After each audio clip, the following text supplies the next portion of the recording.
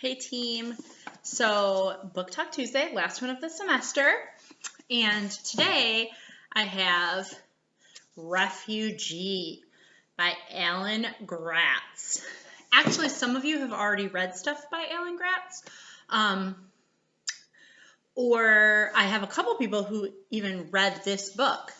This has been a really popular book for a few years in my classroom. It started when he came to our school. There's a signature. It was a few years ago now. I think it was not the freshmen.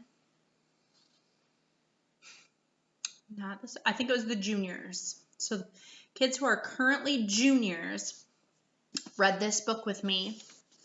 And Alan Gratz came to our school and spoke. And some of you have read Prisoner B 3087 or really want to read Prisoner B 3087, and it's been out for a while. So if you are one of those people who have my copy of that book, set it in your backpack so that when we are back in person, you can turn it in because there's a wait list. Anyway, this book by Alan Gratz is also a really good one. This one is told from 3 different narrators.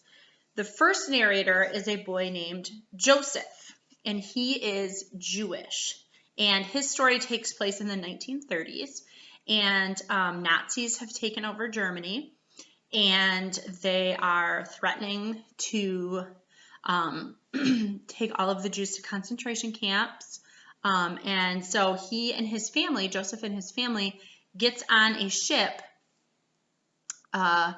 called the St. Louis to get to the other, they want to go from Germany to Cuba because Cuba apparently is taking refugees from Germany. So they're going to get on this ship and go to Cuba. Things go wrong. His dad has been in a concentration camp and then was released and was told, they have to leave, so they're leaving.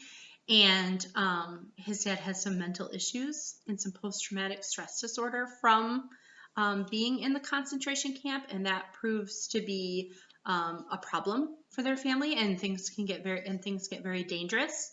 And so Joseph tells his story of going from Germany to Cuba, and then when they get to Cuba, there are more problems because now Cuba doesn't want to let in any more German refugees. They want to send them back to Germany where they will die because things have gotten worse since they left. So that is Joseph's story. So he tells his story every few chapters. Another story that's going on is a girl named Isabel. Isabel, her story takes place in the 1990s, in 1994, when Fidel Castro was in charge of Cuba. She lives in Cuba, so that's kind of where Joseph wants to go, but Joseph wants to go there in the 30s. Fast forward to the 90s, Isabel is in Cuba, but her family wants to leave because Fidel Castro has made it so awful for the people living there that there's riots, there's unrest in the country, there's political issues, and her family sets out on a raft to leave for the United States. And I was actually in high school when the Cuban refugee crisis happened, and thousands of refugees took these homemade rafts and boats to try to cross from Cuba to Florida. And we were taking them in for a while because we were trying to help save them from Fidel Castro and his government. But then we were like, oh my goodness, it's too many, which really, but the United States thought it was too many, so they didn't know what to do, and then they would only rescue you. You were only allowed to stay if you made it to shore. They called it, I think, the 1 foot rule. If you had 1 foot touching U.S. soil, you had made it, and you could stay.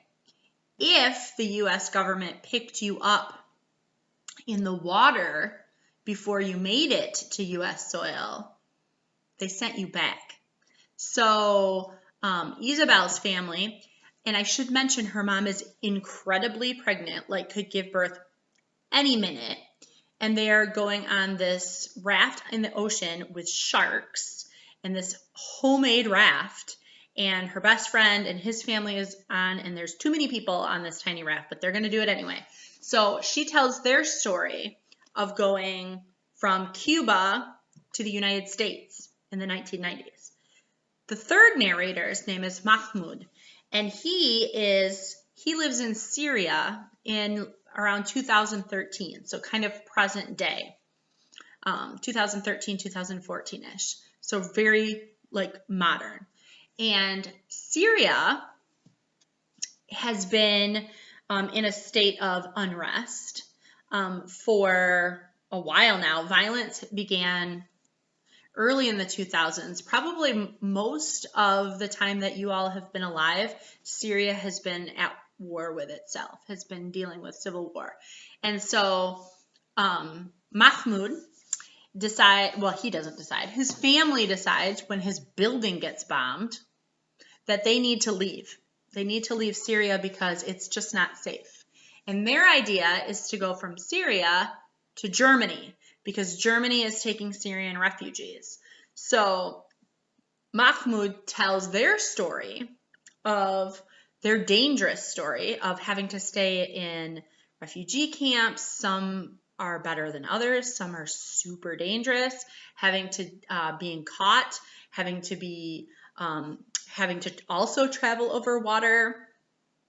And so there's just a lot that goes on in these stories. So it kind of alternates between Joseph's story in the 1930s, fleeing from Germany to Cuba, to Isabel's story in the 90s, fleeing from Cuba to the United States, and then Mahmoud's story in the 2000s, in the 2010s, fleeing from Syria to Germany.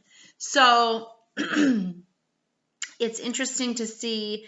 And at first it seems like, why are we, I mean, I get it. They're all refugees and it shows that there have been refugees all the way forever, but their stories do come together in interesting ways here and there. Obviously they don't cross paths during their refugee travels because they're taking place during different times, the 30s, the 90s, and the 2010s.